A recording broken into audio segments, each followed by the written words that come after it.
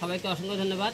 আপনারা যে যেখান থেকে এসেছেন সবাইকে আজকে হিরো আলম আপনাদের ভালোবাসার কারণে আজকে এতটা আসতে পেরেছি। মূলত যে কারণে আজকে আপনাদের সবাইকে ডাকা, আমি গতকাল আমাকে বিভিন্ন সাংবাদিক ফোন দিতেছে যে ভাই আপনার নামে কোর্টে নাকি একটা মামলা হয়েছে, আমি সঠিক জানি না। তো আমি আজকে সকালে মনে করেন কোর্টে দেয় আমি মামলার একটা নথি উঠাইলাম, দেখি আমার নামে নারী শিশু একটা মামলা করেছে। মামলাটা নারী শিশু এবং ধর্ষণ মামলা করতে হবে আমি দেখি। তা আমার প্রশ্ন, যে ব্যক্তিটা আপনারা মামলা করেছে সেই ব্যক্তির কিছু কল রেকর্ড আপনারা সবাই নিয়ে যাবেন।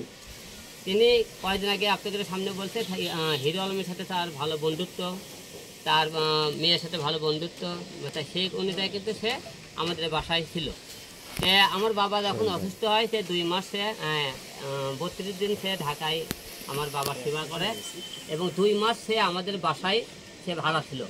ভাড়া থাকাকালীন আমার বাবার সাথে তার একটা ভালো সম্পর্ক, মেয়ের সাথে সম্পর্ক হয়, সেই অনুযায়ী সে হসপিটাল ছিল।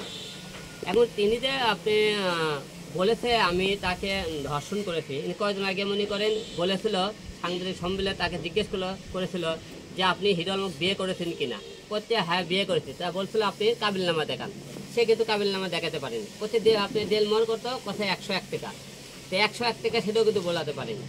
এখন যে ব্যক্তি একের পর যে গুজবগুলো ছড়াইতেছে, আর এই গুজব ছড়ানোর পিছনে 1 নম্বর মূল হাতি হলো রিয়ামণি।